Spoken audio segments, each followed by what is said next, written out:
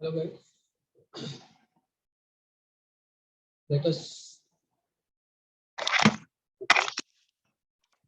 let us focus on group 17 और halogen family, है ना। हेलो का मतलब होता है सॉल्ट, जैसा हम जानते हैं। हेलो का मतलब होता है सॉल्ट। फ्लोरीन और क्लोरीन जो होते हैं मोर एबंडेंट होते हैं। ब्रोमीन और आयोडीन रिलेटिवली कम एबंडेंट होते हैं।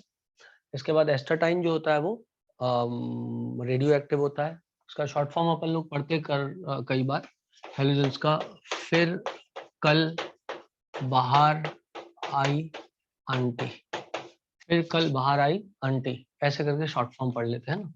Fluorine is present mainly as fluorspar CaF2 and cryolite Na3LF6, ठीक। Fluorapatite calcium phosphate calcium fluoride और टीथ ऑफ एनिमल में भी मिलता है। यदि आप देखो तो कई बार डेंटल प्रॉब्लम्स होती हैं तो वो बोलते हैं कि फ्लोरीन जो है फ्लोराइड पेस्ट दे देते हैं। तो fluoride is a important constitute of teeth. Now chlorine जो है एज NaCl मिलता है, कार्नालाइट के रूप में मिलता है KCl MgCl2, है ना।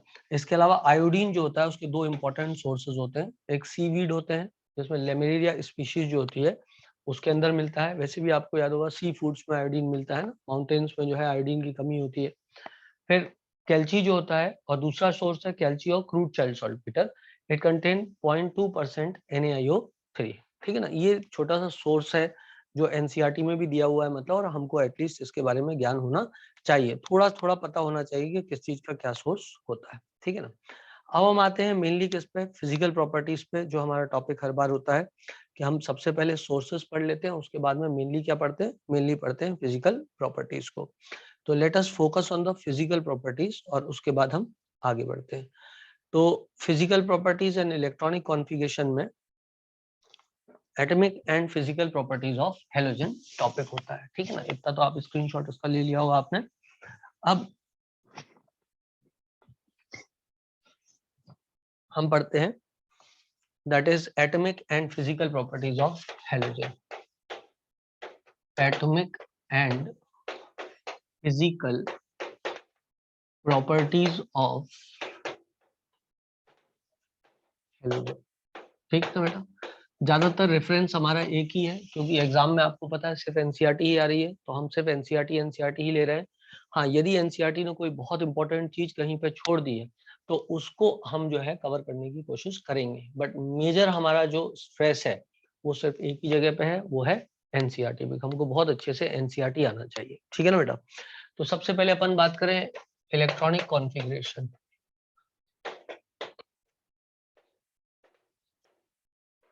तो आपको पता है कि इलेक्ट्रॉनिक कॉन्फ़िगरेशन जो होता है वो NS2Np5 होता है। इसमें कोई मतलब बड़ी बात नहीं है, छोटी सी बात है, ठीक है ना। एटॉमिक नंबर की यदि बात, एटॉमिक मास याद करने का नहीं होता है। इलेक्ट्रॉनिक कॉन्फ़िगरेशन हो गया। एटॉमिक नंबर की बात करें,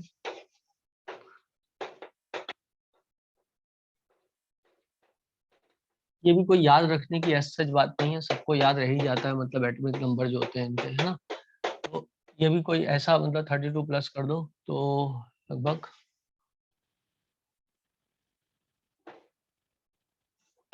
लेट मी चेक, कुछ गलती तो नहीं कर दी मैंने, नहीं सही है ना। 53 हो गया, 18 ही हो गया। वैसे भी आपको पता है इधर हमने पहले 8 प्लस कर देते हैं, फिर 18 प्लस कर देते हैं, फिर 18 प्लस कर देते हैं, उसके बाद में 32 प्लस कर देते हैं, मतलब 32 प्लस कर देते हैं। उसका मैजिक नंबर होता है, लेकिन वो पीरियोडिसिटी में अपन पढ़ चुके हैं ना, तो इस पे अपन ज्यादा अभी फिलहाल बात करके अपना समय वेस्ट नहीं करना चाहेंगे, है ना? इसके बाद में साइज, तो मैंने आपको हर बार बोला है कि डाउन द ग्रुप साइज क्या होता है, बढ़ता है। So iodine greater than bromine, greater than chlorine, greater than fluorine, और ऑफ कोर्स आप यहाँ पे एस्टाटाइन भी लिख सकते थे। और ये भी बात याद रखो कि जो साइज का अंतर इधर है वो अंतर कभी भी नहीं आएगा। ये बात हरदम मैंने आपको बोली है कि सेकंड और थर्ड पीरियड के बीच में जो प्रॉपर्टीज का अंतर है वो सबसे ज्यादा सिग्निफिकेंट होता है। तो थर्ड और फोर्थ पीरियड, सॉरी, सेकंड और थर्ड पीरियड के बीच में सबसे ज्यादा साइज का अंतर आपको दिखाई देगा, ठीक है बेटा। उसके बाद कोवलेंट रेडियाई में भी सेम ट्रेंड मेंटेन रहेगा, आयनिक रेडियाई में भी सेम ट्रेंड मेंटेन रहेगा। एग्जैक्ट वैल्यू याद नहीं करनी है, सिर्फ हमें रेडियाई याद करना है ना। ट्रेंड मेंटेन क्या रहेगा। उसके बाद आता है आईपी वैल्यू। तो इसकी आयोनाइजेशन एनर्जी की बात करें अपन तो ionization energy, again not a big deal, everybody knows that कि इसका ionization energy down the group क्या होगा, कम होगा। So fluorine greater than chlorine, greater than bromine, greater than iodine, ठीक है ना। इसके बाद आगे बात करें इलेक्ट्रोनेगेटिविटी की। इलेक्ट्रो इलेक्ट्रोनेगेटिविटी की बात करें तो डाउन द ग्रुप कम होगी। So fluorine, chlorine, bromine, iodine, astatine. Fluorine को ही रेफरेंस मान के अपन सबकी इलेक्ट्रोनेगेटिविटी देखते हैं। सो दिस इज 3.2, दिस इज 2.8, 2.5, 2.2। ये वैल्यू थोड़ी बहुत वेरी कर सकती है यहाँ वहाँ बुक्स में। जो एनसीईआरटी में वैल्यूज दी हुई हैं वो वैल्यूज मैंने आपको लिख दी है, 3.2, 3। इनफैक्ट ब्रोमीन की एनसीईआरटी में 3 लिखी है, लेकिन मोस्ट ऑफ दी बुक्स में नहीं लिखी रहती, 2.8 ही लिखी रहती है। और आयोडीन जो है, आई सपोज दैट उन्होंने 2.7 लिया है एनसीईआरटी में। इनफैक्ट एनसीईआरटी में भी वेरी करता है, मतलब कुछ एनसीईआरटीज में अलग वैल्यू देते थे, कुछ में अलग वैल्यू देते हैं। Don't stick to that very seriously, मतलब, है ना। और वैसे भी इस फैक्टर के बारे में अपन बात कर चुके हैं कि काफी ज्यादा सब्जेक्टिव होती है इलेक्ट्रोनेगेटिव वैल्यू, एनवायरमेंट डिपेंडेंट होती है, मेथड ऑफ मेजरमेंट पे डिपेंड करता है। There are different 8 scales by which you can measure the value of electronegative, जिसमें 2-3 स्केल मैंने आपको क्लास में ऑलरेडी पढ़ाए हुए हैं, और बहुत ज्यादा एज सच रेलेवेंस नहीं। तो ये फैक्चुअल डाटा में बहुत ज्यादा अपन को नहीं चलना, बुक्स में वेरिएशन मिल सकता है। मेजर बात ये कि down the group electronegative value क्या होती है, कम होती जाती है। इसके बाद आयनाइजेशन एनर्जी हो गया, इलेक्ट्रोनेगेटिव हो गया। इसके बाद आता है एक बहुत इंपॉर्टेंट बात, वो है इलेक्ट्रॉन एफिनिटी। इलेक्ट्रॉन एफिनिटी, तो इलेक्ट्रॉन एफिनिटी सबसे ज्यादा क्लोरीन की होती है, फिर फ्लोरीन की होती है, फिर ब्रोमीन की होती है, फिर आयोडीन की होती है। और क्लोरीन की इलेक्ट्रॉन एफिनिटी फ्लोरीन से इसलिए ज्यादा होती है कि फ्लोरीन में ऑलरेडी 7 इलेक्ट्रॉन है, मैक्सिमम 8 आ सकते हैं। तो एक आने वाला इलेक्ट्रॉन जो है वो रिपेल होगा। इलेक्ट्रॉन एफिनिटी का मतलब आप जानते हो, जब कोई एटम अपनी आइसोलेटेड गैसियस स्टेट में इलेक्ट्रॉन को लेता है, तो उस दौरान वो एनर्जी क्या रिलीज या एब्जॉर्ब करता है, उसको बोलते हैं अपन इलेक्ट्रॉन गेन एंथैल्पी। और इलेक्ट्रॉन एफिनिटी बस साइन का रिवर्सल है, इलेक्ट्रॉन एफिनिटी भी अपन रिवर्स साइन ले लेते हैं, बात तो सेम ही है इलेक्ट्रॉन एफिनिटी और इलेक्ट्रोनेगेटिव में। हालांकि एनसीईआरटी में आपने अगेन देखा है कि there is a slight difference in value of electronegative, in value of electron affinity and electron gain enthalpy. Periodicity chapter में मैंने आपको वो बात पढ़ाई थी, बट रूम टेम्परेचर पर कोई अंतर एज सच नहीं रह जाता है। तो खैर हम तो एक ही मान के चलेंगे। तो chlorine greater than fluorine greater than bromine greater than iodine. एक बात और मैं आपको बता दूं कि हेलोजेंस की जो इलेक्ट्रॉन एफिनिटी है वो पॉजिटिव होती है, और डेल्टा एच ईजी जो होता है वो नेगेटिव होता है। तो सबसे ज्यादा डेल्टा एच ईजी की वैल्यू जो नेगेटिव आएगी वो क्लोरीन की आएगी। नेगेटिव का मतलब यहाँ कम नहीं है, नेगेटिव का मतलब ये कि एनर्जी रिलीज हुई है, बस इतना है ना। दूसरी एक और इंटरेस्टिंग बात है वो ये है कि हेलोजेंस की जो इलेक्ट्रॉन एफिनिटी होती है वो बाकी जो एलिमेंट होते हैं उनसे ज्यादा होती है। इवन आयोडीन की जो इलेक्ट्रॉन एफिनिटी है वो सल्फर से ज्यादा होती है, और 16th ग्रुप में सबसे ज्यादा इलेक्ट्रॉन एफिनिटी सल्फर की होती है, ऑक्सीजन की सबसे ज्यादा कम होती है। तो आयोडीन की सल्फर से भी ज्यादा होती है। मतलब यदि आप 16th ग्रुप के किसी भी एलिमेंट से कंपेयर करोगे तो 17th ग्रुप के किसी भी एलिमेंट की इलेक्ट्रॉन एफिनिटी उससे ज्यादा होगी। तो मैं यहाँ आपके याद रखने के लिए ऐसे ही बता देता हूँ, chlorine greater than fluorine greater than bromine greater than iodine greater than sulfur greater than selenium greater than tellurium greater than polonium greater than oxygen। Oxygen की लास्ट होती है अपने ग्रुप में, ठीक है ना। तो यदि कोई कभी इस तरीके से आपसे कोई कंपैरेटिव क्वेश्चन पूछ ले तो है एनसीईआरटी का पार्ट ही, आप उसको बता पाओ, ठीक है बेटा। तो ये बात किसकी हुई, इलेक्ट्रॉन गेन एंथैल्पी की हुई। अब इसके बाद आता है इसमें MP and BP, melting point and boiling point. तो हमको पता है कि इनमें जो फोर्स ऑफ इंटरेक्शन एग्जिस्ट करेगा, फ्लोरीन F2 के रूप में एग्जिस्ट करता है, क्लोरीन Cl2 Br2I2 के रूप में एग्जिस्ट करते हैं। तो इनका डायपोल मूवमेंट तो जीरो है, तो इनके बीच जो फोर्स ऑफ इंटरेक्शन होगा वो क्या होगा, वो होंगे लंदन फोर्सेस।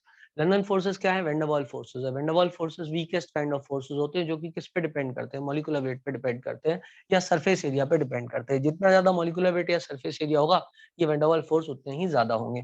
तो हमको पता है कि जो आयोडीन होता है वो एक सॉफ्ट सॉलिड होता है, bromine is only non metal which is a liquid, chlorine और फ्लोरीन जो होती हैं वो गैसेस होती हैं, ठीक है ना। तो यदि एमपीबीपी की बात करें तो ये क्या है, ये सॉफ्ट सॉलिड है, ये सॉफ्ट सॉलिड है। This is only non metal which is a liquid, only non metal which is a liquid, only non-metal which is a liquid, and chlorine and fluorine are obviously what, gases। तो यदि कोई पूछेगा MP और BP के बारे में तो मैं एक लाइन में बोल सकता हूँ, decreases down the increases down the group, क्योंकि वेंडरवाल फोर्सेस बढ़ रहे हैं, increases down the group. Clear है बेटा, बहुत ज्यादा पे करके इस पर कोई मतलब नहीं है। Increases down the group because van der Waals forces goes on increasing. आप इसका स्क्रीनशॉट ले लो, उसके बाद में हम आगे बढ़ते हैं। ओके चलो, तो ये थी कुछ फिजिकल प्रॉपर्टीज, अभी कंप्लीट नहीं हुई है, अभी हमने मेल्टिंग पॉइंट और बॉइलिंग पॉइंट की बात करी है। अब हम आगे बढ़ते हैं। वैसे जनरल क्या होता है, मेल्टिंग पॉइंट और बॉइलिंग पॉइंट के ट्रेंड्स में कभी कभी अंतर भी होता है, हमने देखा है, पर यहाँ पर रेगुलर ऑर्डर है, इसलिए मैंने दोनों पॉइंट एक साथ लिख दिए हैं। दोनों ही वैन डर वाल्स फोर्सेस पर निर्भर कर रहे हैं, तो इसलिए भी कोई दिक्कत की बात नहीं थी। ठीक है बेटा, चलो अब आगे बढ़ते हैं। अपन आगे बात करते हैं किसकी, डेंसिटी की बात कर लेते हैं। डेंसिटी, तो डेंसिटी की बात करें तो आपको पता है पूरे पीरियोडिक टेबल का यही ट्रेंड है कि डाउन द ग्रुप डेंसिटी बढ़ती है with few exceptions. So density increases down the group, density increases down the group, increases down the group, correct है बेटा, है ना। ये पॉइंट बहुत इंपॉर्टेंट है, यदि एग्जाम को देखो तो एग्जाम में most of the type chapter से भी यही सब फिजिकल प्रॉपर्टीज के बारे में पूछा जाता है ना। केमिकल रिएक्शन जनरली थोड़ी कम पूछते हैं, इस टाइप की क्वेश्चन जो है ज्यादा है।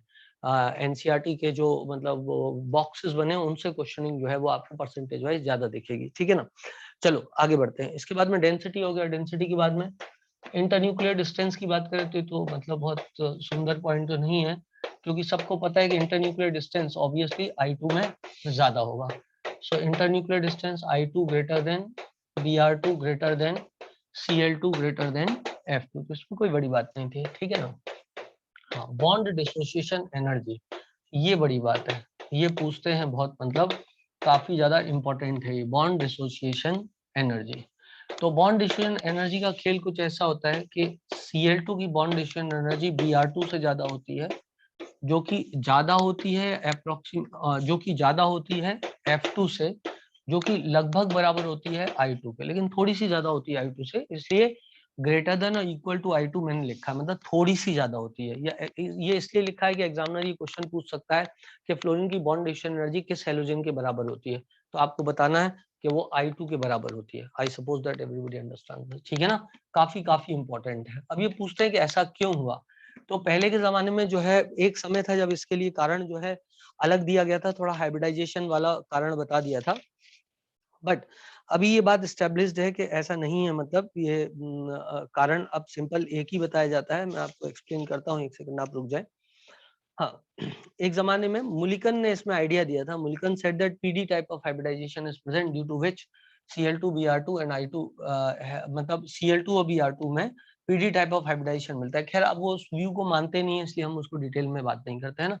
अब क्या व्यू चलता है, अब कॉलमसन का एक व्यू है जो कि ज्यादा लिया जाता है, जिसमें वो बोलता है कि Cl और Cl के बीच में ये बॉन्ड लेंथ ज्यादा है, और लोन पे रिपल्शन ज्यादा बॉन्ड लेंथ से इतना सिग्निफिकेंट नहीं होता है, जबकि फ्लोरीन में कम बॉन्ड लेंथ से लोन पे रिपल्शन ज्यादा सिग्निफिकेंट हो जाता है, जिसकी वजह से ये वाला बॉन्ड वीक हो जाता है। यदि आपको याद हो तो यही कारण हमने दिया था, sulphur sulphur single bond is more मजबूत than oxygen oxygen single bond, और यही कारण दिया था phosphorus phosphorus single bond is more मजबूत than nitrogen nitrogen single bond. यदि आपको चैप्टर केमिकल बॉन्डिंग याद हो तो बॉन्ड पैरामीटर्स में ये बात हमने पढ़ी थी। ठीक है ना बेटा। और यही जब हम देखते थे तो कार्बन कार्बन सिंगल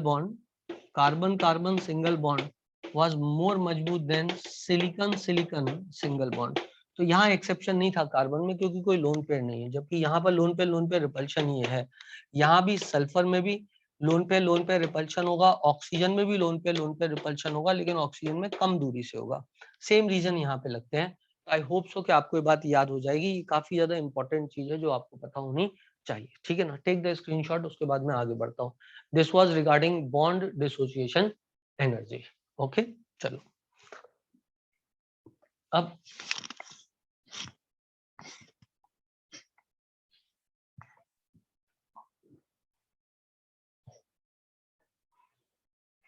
आगे बढ़े तो हम देखते हैं इसके बाद में बॉन्ड डिसोसिएशन एनर्जी भी खत्म हो गया, और थोड़ा सा लेते हैं आगे एनसीईआरटी। ओके, इसके बाद में एक बहुत इंपॉर्टेंट चीज है, वो है ऑक्सीडाइजिंग पावर। वो एनसीईआरटी में डिस्कस किया हुआ है, ऑक्सीडाइजिंग पावर। यदि देखा जाए तो ऑक्सीडाइजिंग पावर जो है वो किसकी ज्यादा होती है, तो सबसे पहले हम ऑक्सीडाइजिंग पावर या रिड्यूसिंग पावर कोई मेंशन ना करें कि किस मीडियम में बात कर रहा है, तो हमको किस मीडियम में लेना चाहिए, एक्वस मीडियम में लेना चाहिए।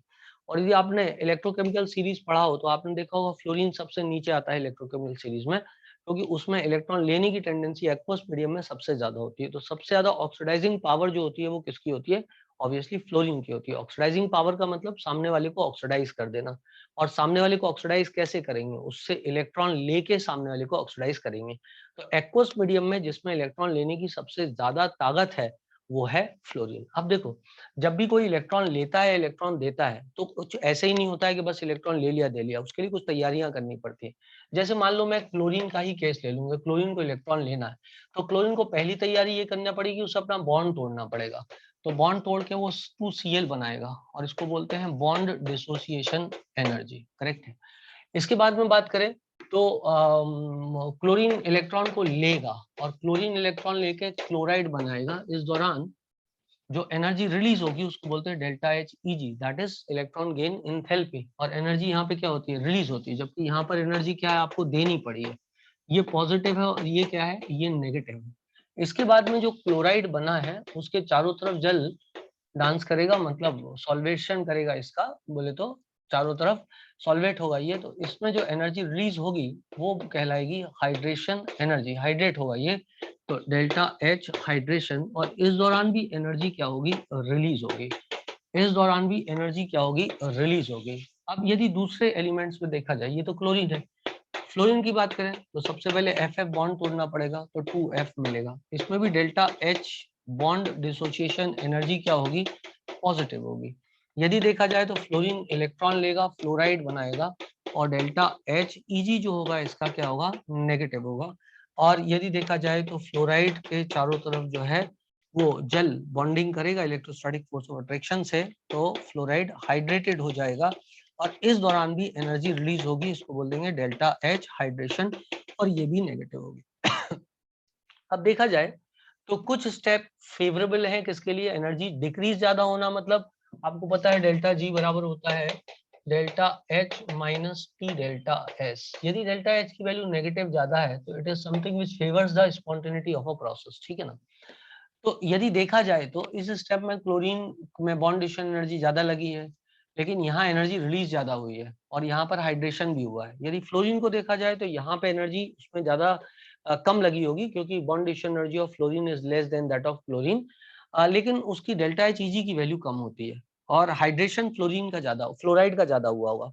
अब सवाल ये उठता है कोई स्टेप में कहीं फायदा है, किसी स्टेप में कहीं पे नुकसान है, तो फिर हमें कैसे पता लगेगा कि कौन जो है कौन सा सबसे ज्यादा? ओवरऑल तो अपन को देखना पड़ेगा स्पॉन्टेनिटी ऑफ द प्रोसेस, सब चीजों को कंबाइन करके उनकी एनर्जीज को देखना पड़ेगा और उनकी एंट्रोपीज को देखना पड़ेगा।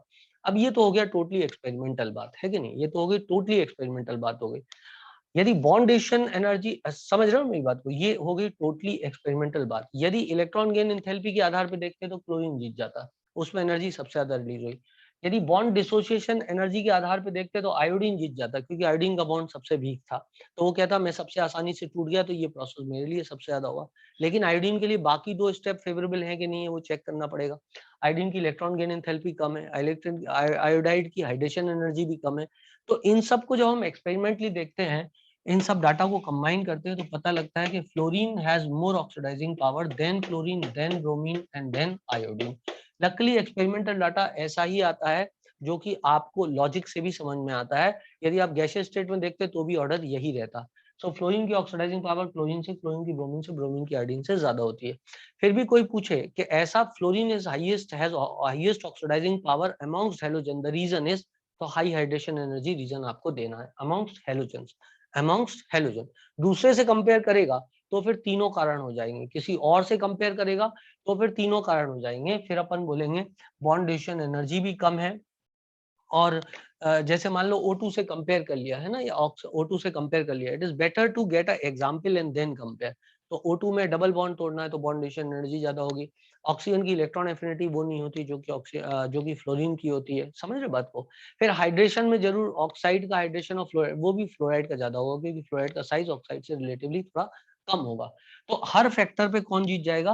फ्लोरीन जीत जाएगा। तो अमॉन्ग्स्ट हैलोजन यदि किसी ने पूछा कि why which has fluorine has highest oxidizing power, the reason is highest hydration energy of fluoride.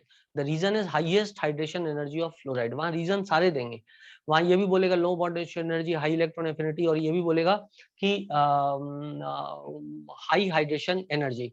तो आपको amongst the halogen fluorine is highest oxidizing in nature और it has highest power of oxidation of doing oxidation, तो उसका reason जो आपको देना वो बोलना हाई हाइड्रेशन एनर्जी।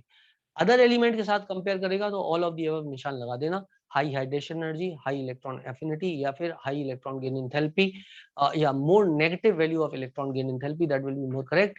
और लास्टली जो है वो हाई हाइड्रेशन एनर्जी, वहां पे अपन को देखना पड़ेगा कि चार्ज किस टाइप का है, साइज किस टाइप का, उसके आधार पे अपन लगाएंगे। तो एलिमेंट का नाम दे देगा तो अपन को कंपेयर करना रिलेटिवली ज्यादा आसान हो जाएगा, जैसे मैंने ऑक्सीजन और फ्लोरीन में कंपेयर करके आपको बताया है। I hope so you understand this. Journal कोई पूछेगा जर्नली ऐसा क्यों होता है, तो आप चारों ऑप्शन, तीनों ऑप्शन को करेक्ट मान लेना, क्योंकि ऑन एंड लार्ज तीनों ऑप्शन काम आते हैं फ्लोरीन के हाईएस्ट ऑक्सीडाइजिंग पावर में। ठीक है बेटा, तो क्या क्या हो गए वो तीन चीजें। पहली बात low bond dissociation energy, second is high electron gain enthalpy and third is high hydration energy. Take the screenshot.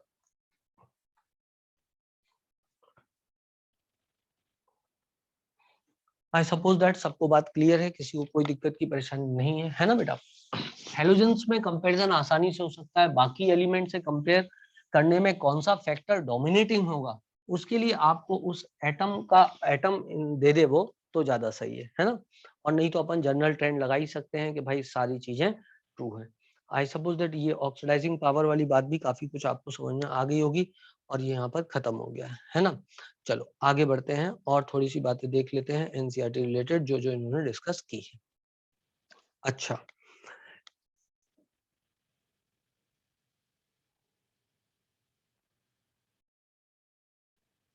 Just wait, एक तो शायद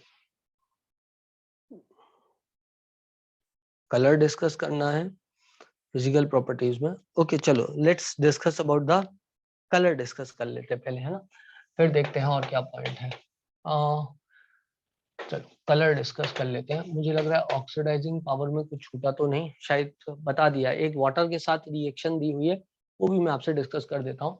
खैर अभी कलर डिस्कस कर लेते हैं। तो जो कलर की बात करें तो जो फ्लोरीन है, क्लोरीन है, ब्रोमीन है और आयोडीन है। तो फ्लोरीन का कलर जो होता है वो कुछ येलोइश होता है,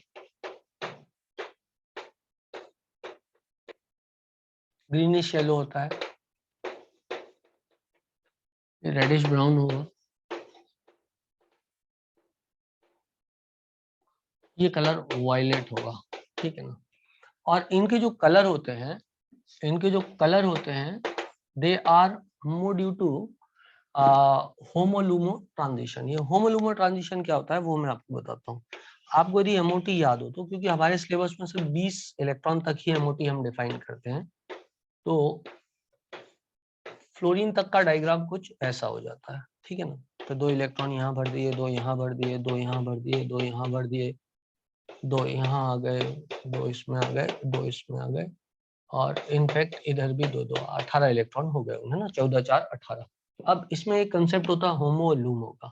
सो this is LUMO, that is lowest, this is HOMO, highest occupied molecular orbital. क्योंकि ऑक्युपाइड है तो ये हाईएस्ट एनर्जी का ऑक्युपाइड मॉलिक्यूलर ऑर्बिटल है, इसलिए इसको बोल दिया अपन ने HOMO, highest occupied molecular orbital. And this is LUMO, that is lowest unoccupied molecular orbital. अब क्या होता है कि जब एनर्जी किसी सोर्स से प्राप्त होती है इलेक्ट्रॉन को, तो इलेक्ट्रॉन यहाँ से, ये तुम्हें याद होगा ये पाई स्टार 2p x है, और ये है पाई स्टार 2p y है, और ये है सिग्मा स्टार 2p z।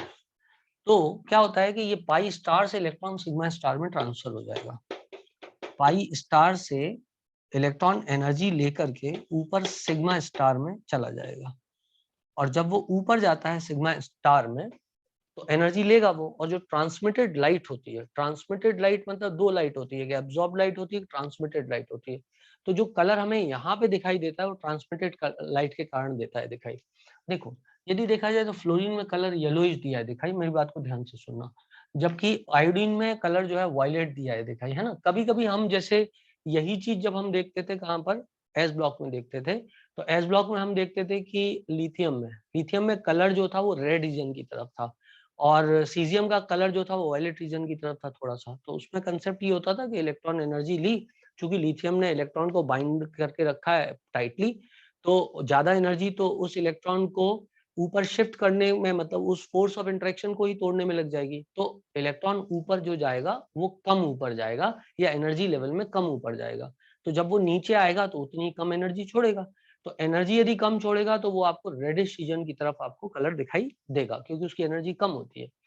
यहाँ पर यदि देखें हम, तो फ्लोरीन में सबसे ज्यादा टाइटली बाउंड होना चाहिए था इलेक्ट्रॉन, तो ऊपर जाने में एनर्जी ज्यादा लगती। तो यदि इलेक्ट्रॉन जब नीचे लौट के आता तो वो एनर्जी क्या करता, मतलब इधर से सबसे ज्यादा टाइटली बाउंड कहाँ होगा, इधर ही होगा टाइटली बाउंड इलेक्ट्रॉन, यदि देखा जाए तो किसमें, फ्लोरीन में। तो जब इलेक्ट्रॉन ऊपर जाएगा तो ज्यादातर एनर्जी क्या होगी, वो तो एब्जॉर्ब हो जाएगी ना, ज्यादातर एनर्जी तो क्या होगी, एब्जॉर्ब हो जाएगी इलेक्ट्रॉन को ऊपर शिफ्ट करने में। तो ज्यादातर एनर्जी एब्जॉर्ब हो गई इलेक्ट्रॉन को ऊपर शिफ्ट करने में। फिर इलेक्ट्रॉन क्या हुआ, ऊपर गया, जब वो वापस आएगा तो उस एनर्जी को छोड़ेगा। तो वो एनर्जी हमें कहाँ दिख रही है, येलोइश रीजन की तरफ दिखाई दे रही है। जबकि आयोडीन में जो है उतना टाइटली बाउंड नहीं है, उतना टाइटली बाउंड नहीं है आयोडीन के अंदर। तो आयोडीन में क्या होगा, आयोडीन में उतनी एनर्जी वो एब्जॉर्ब नहीं करेगा, ज्यादातर एनर्जी क्या कर देगा, रिलीज कर देगा, एब्जॉर्ब बहुत कम करेगा और ज्यादा एनर्जी अमाउंट में रिलीज करेगा। तो वो वायलेट रीजन की तरफ चला जाएगा, है ना, क्योंकि एनर्जी जो एब्जॉर्ब हुई वो कम हुई है। यहाँ पर एनर्जी एब्जॉर्ब ज्यादा हो गई है, तो जो ट्रांसमिटेड लाइट दिखाई देगी हमको वो कम एनर्जी वाली देगी दिखाई। तो कम एनर्जी वाली येलोइश रीजन मतलब रेडिश रीजन की तरफ जा रही है, और ये थोड़ा वायलेट की तरफ जा रहा है। इसको समझ सकते हैं अपन। एग्जैक्टली तो एकदम डिटरमाइन करना पॉसिबल नहीं है ऐसा कि हम सोचे एकदम एग्जैक्ट विबग्योर के ऑर्डर में चले, तो वो नहीं होता है पॉसिबल, लेकिन एक आइडिया हमको लग जाता है। तो दो इंपॉर्टेंट चीजें जो हमने सीखी यहाँ पे, वो क्या सीखी, एक तो होमोलुमो ट्रांजिशन के द्वारा होता है, ये एग्जाम में क्वेश्चन आ सकता है, एनसीईआरटी में दिया हुआ है ना। दूसरा, ट्रांसमिटेड लाइट हमको देती है यहाँ पर दिखाई। तो ये क्या हो गया बेटा, ये हो गया कलर। वैसे कलर के कई कारण होते हैं, उनमें से एक कारण ये यहाँ पर डिस्कस हुआ है। अलग अलग चैप्टर्स में ये कारण हम डिस्कस करते रहते हैं जैसे जैसे चैप्टर आगे बढ़ता है। ठीक है बेटा, तो आई सपोज दैट ये बात सबको क्लियर है, किसी को कोई दिक्कत यहाँ पर नहीं है रिगार्डिंग दी कलर। तो ये कलर मैंने आपको बता दिया है, F2 में येलो होता है, ग्रीनिश येलो होता है, रेडिश ब्राउन होता है या रेड होता है, एनसीईआरटी में रेड दिया है, और वायलेट कलर होता है। ठीक है बेटा, इसके बाद यदि हम आगे बात करें तो थोड़ा सा ऑक्सीडाइजिंग पावर में एक छोटी सी बात ये बची हुई थी जरूर, यदि मैं आपको यहाँ पे यहीं पे बता देता हूँ ऑक्सीडाइजिंग पावर में क्या बचा हुआ था। उन्होंने बोला था फ्लोरीन में सबसे ज्यादा ऑक्सीडाइजिंग पावर होती है ना। मैं बोल रहा था ना आपसे एक पॉइंट कोई ऑक्सीडाइजिंग पावर में बच गया है, तो वाटर के साथ रिएक्शन में वो बात समझ आ जाती है। जैसे वाटर के साथ F2 की रिएक्शन हो, आप खुद ही सोचो यार, वाटर के साथ यदि F2 रिएक्ट करेगा तो हाइड्रोजन फ्लोरीन के साथ रहना पसंद करेगा कि ऑक्सीजन के साथ रहना पसंद करेगा। नेचुरल सी बात है कि हाइड्रोजन जो है वो किसके साथ रहना पसंद करेगा, फ्लोरीन के साथ। तो यहाँ बन जाएगा 2HF plus half O2। In fact ये O2 से यदि ऑक्सीजन नेसेंट एक और रिएक्ट कर जाए तो O3 भी बना सकता है। तो यहाँ पे O2 और O3 दोनों ही हमको मिल जाते हैं। आई होप सो आपको बात समझ में आ गई होगी, क्योंकि यहाँ एक ऑक्सीजन रिलीज हुआ, मान लो पहले से एक O2 बना हुआ है, ये रिलीज ऑक्सीजन उस O2 के साथ रिएक्ट कर जाए तो O3 भी बन जाएगा, कोई बड़ी बात नहीं है ना। अब H2O जो है वो Cl2 के साथ भी बच्चों रिएक्ट करता है, और यहाँ डिस्प्रोपोर्शन होता है, यदि आपको याद हो तो HCl प्लस HClO बनता है। तो यहाँ पर एक तो क्लोरीन रिड्यूस हो रहा है और दूसरा क्लोरीन क्या हो रहा है, ऑक्सीडाइज हो रहा है। जबकि यहाँ पर फ्लोरीन का सिर्फ रिडक्शन हो रहा है, मतलब उसकी ऑक्सीडाइजिंग पावर बहुत ज्यादा है। उसने क्या किया, उसने ऑक्सीजन को पूरा का पूरा ऑक्सीजन जो है उसको ऑक्सीडाइज कर दिया। यहाँ पर ऐसा नहीं है, यहाँ पर क्लोरीन थोड़ा रिड्यूस हुआ है और ऑक्सीजन जो है वो काय में चला गया है, प्लस सॉरी -1। ऑक्सीजन बहरहाल यहाँ -2 में ही है, -1 में HOCl का स्ट्रक्चर कुछ ऐसा होता है, सो -2 में, ठीक है ना। क्लोरीन का जरूर यदि देखें तो क्लोरीन खुद क्या हुआ है, रिड्यूस हो गया। क्लोरीन खुद क्या हुआ है, Cl नेगेटिव में चला गया, और क्लोरीन ही यहाँ पर क्या हुआ है, ऑक्सीडाइज हुआ है। तो ऑक्सीजन का कुछ नहीं हुआ है, जो हुआ है क्लोरीन का हुआ है, वो ऑक्सीडाइज और रिड्यूस दोनों हुआ है। क्लियर है बेटा इतनी बात। जबकि फ्लोरीन यहाँ पर सिर्फ रिड्यूस हुआ है, उसने सामने वाले को सिर्फ ऑक्सीडाइज करवाया है। सिमिलरली ब्रोमीन के साथ भी डिस्प्रोपोर्शन होता है, यदि देखा जाए तो ब्रोमीन के साथ भी डिस्प्रोपोर्शन होता है, वहां ब्रोमीन का ऑक्सीडेशन और रिडक्शन दोनों ही हो जाता है। पर आयोडीन जो होता है वो रिएक्ट नहीं करता वाटर के साथ में, नॉन स्पॉन्टेनियस रिएक्शन होती है, रिएक्शन इज नॉन स्पॉन्टेनियस। तो इससे आपको ये भी समझ में आ गया होगा हाईएस्ट ऑक्सीडाइजिंग पावर किसका है, फ्लोरीन का है। और वाटर के अंदर ये अपन चेक कर रहे थे पावर, फ्लोरीन ने सब ऑक्सीडेशन करवाया, मतलब जितना भी ऑक्सीजन है -2 से उसको उठा करके ऑक्सीडाइज करवा दिया, किसमें, 0 में ऑक्सीडाइज करवा दिया। यहाँ ऑक्सीडेशन नहीं कराया, इधर नहीं कराया, इधर तो रिएक्शन नहीं हुई, लेकिन यहाँ क्लोरीन का खुद का रिडक्शन हुआ और उसी का ऑक्सीडेशन भी हुआ है। तो सबसे ज्यादा ऑक्सीडाइजिंग पावर किसकी हुई यहाँ पे, फ्लोरीन की सबसे ज्यादा ऑक्सीडाइजिंग पावर हुई। आई होप सो आपको बात क्लियर होगी। आप इसको फटाक दी से जो है इसका स्क्रीनशॉट ले लें और अपन जो है फिर आगे बढ़ते हैं। ठीक है बेटा, चलो आप जल्दी से इसका स्क्रीनशॉट ले लें।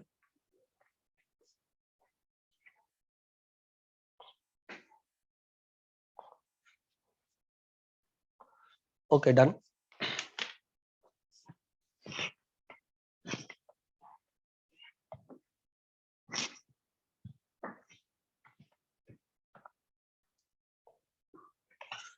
ये था हमने जो अब तक पढ़ा है, वो पढ़ा है किसके बारे में, फिजिकल प्रॉपर्टीज के बारे में हमने पढ़ लिया है। हम एक बार फिर से देख लें कि आगे केमिकल प्रॉपर्टीज आगे आ जाता है। तो केमिकल प्रॉपर्टीज यदि हम देखेंगे तो उसमें oxidation state and trend in chemical property आता है topic. Let us see that oxidation state में क्या है। वहां पर कुछ नहीं है बड़ी बात, मतलब ऑक्सीडेशन स्टेट सिंपल से ही टॉपिक है और आप लोगों को आता भी है इनफैक्ट, मतलब। So let us see the chemical properties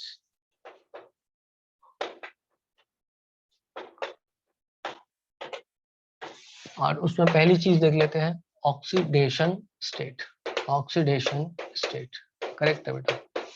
so fluorine में only one oxidation state, that is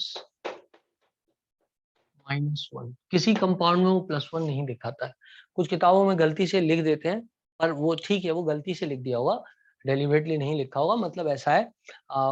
but the oxidation state is -1 only, मतलब ये एनसीईआरटी ने बहुत क्लियरली लिखा है और अच्छी किताबें लिखती हैं। There is only one oxidation state for fluorine, that is -1। ठीक है बेटा। इसके बाद क्लोरीन की बात करें तो क्लोरीन में जो ऑक्सीडेशन स्टेट है वो -1 से लेकर के +7 तक जाता है। सिमिलरली ब्रोमीन में भी है और सिमिलरली आयोडीन में भी है। -1 से लेकर के +7 तक जाता है। डिपेंड करता है वो किससे बॉन्ड कर रहा है। मान लो मेटल से बॉन्ड कर रहा है तो -1 में चला जाएगा, और अपने से ज्यादा नॉन मेटेलिक चीजों से बॉन्ड कर रहा है तो ऑब्वियस सी बात है कि वो +7 तक भी जा सकता है। +7 तक भी जा सकता है। इनफैक्ट जो है ऑक्सीडेशन स्टेट +4 और +6 वाली भी देखी गई हैं, स्पेशली किसमें, ऑक्साइड्स में। वो भी बात हम कर लेंगे कि ऑक्साइड्स के केस में +4 वाली और +6 वाली भी देखी गई है। जैसे आप ClO3 कोई बोल दे तो +6 ऑक्सीडेशन स्टेट है, ClO2 कोई बोल दे तो +4 ऑक्सीडेशन स्टेट है, तो +4 और +6 भी देखी गई है ऑक्साइड्स के केस में। ठीक है बेटा। यहाँ पर देखा जाए तो ऑक्सीडेशन स्टेट 2-2 से बदल रही है, तो वो आपको पता होगा ऐसा क्यों होता है, क्योंकि इधर जो कुछ इस तरीके से है, मतलब इलेक्ट्रॉनिक कॉन्फ़िगरेशन, ये हो गया NS2 और ये हो गया NP5। अब आगे यदि ऑर्बिटल्स खाली हैं मान लो, तो क्या होगा बेटा, ये इधर से उछल के इधर जा सकता है। तो जब ये इधर जाएगा 3 अनपेड इलेक्ट्रॉन तो +3 दिखा सकता है यदि अपने से ज्यादा मोर इलेक्ट्रोनेगेटिव से कनेक्ट है। इधर जाएगा तो 5 शेयर हो सकते हैं और ये इधर चला जाएगा तो 7 हो सकते हैं। तो कुल मिलाकर के 7 तक जो है इधर जा सकती है कहानी। कभी कभी +4 भी हो सकता है, जैसे ClO2 में हो सकता है, बट इसकी स्टेबिलिटी क्वेश्चनेबल होती है क्योंकि यहाँ पे ऑड इलेक्ट्रॉन होता है, तो ये बहुत जल्दी डाइमराइज हो जाते हैं, है ना। ClO3 जो होता है वो हाइयर टेम्परेचर पे बने रहेंगे, लेकिन यदि टेम्परेचर गिना तो इनका तुरंत डाइमर बन जाएगा। ये ClO3 हो गया। तो इस केस में देखा जाए तो +4 है और इस केस में देखा जाए तो +6 है। और नॉर्मल ऑक्सीडेशन स्टेट जो है -2 to +1, मतलब -1 हो सकता है, +1 हो सकता है, +3, +5 एंड +7, और ये इन सब पे भी ट्रू है। I hope so everybody understands this. पर +4 और +6 भी ऑक्साइड्स में ऑक्सीडेशन स्टेट देखी गई है। आई होप सो सबको ये बात समझ में आ गई होगी ऑक्सीडेशन स्टेट के बारे में। एक्चुअली कोई बड़ी बात इसमें थी ही नहीं, जो कि अपन जिसके बारे में बहुत ज्यादा कोई डिस्कशन करते हैं। अब हम आते हैं अगले पॉइंट पे, that is anomalous behaviour of fluorine. आप इसका स्क्रीनशॉट ले लो, फिर हम बात करते हैं फ्लोरीन का एनामेलस बिहेवियर क्या होता है। After oxidizing power, let us discuss about the anomalous behaviour of fluorine. Fluorine का एनामेलस बिहेवियर क्या है, ठीक है। तो पहले इसको मिटा देते हैं फटाफट। सबसे पहले फ्लोरीन का एनामेलस बिहेवियर। एनामेलस का मतलब क्या होता है, यदि आप डिक्शनरी मतलब हिंदी में देखेंगे तो एनामेलस का मतलब आपको मिलेगा उल्टा सुल्टा, है ना। तो एनामेलस बिहेवियर ऑफ फ्लोरीन। यदि आप देखोगे तो ये आपको मिलेगा उल्टा सुल्टा, ठीक है ना। एक सेकंड टाइम देख लें क्योंकि वो इम्पोर्टेंट है। ओके, इट इज 45 मिनट्स का ही ये वीडियो बनाना था, तो अब इसको अभी यहाँ एंड कर देते हैं। अभी फिर मैं इसको जो है नेक्स्ट वीडियो आपके लिए बनाता हूँ जिसमें आगे इसको मैं डिस्कस करूंगा चैप्टर को, ठीक है ना। चलो बेटा, tata bye bye, see you.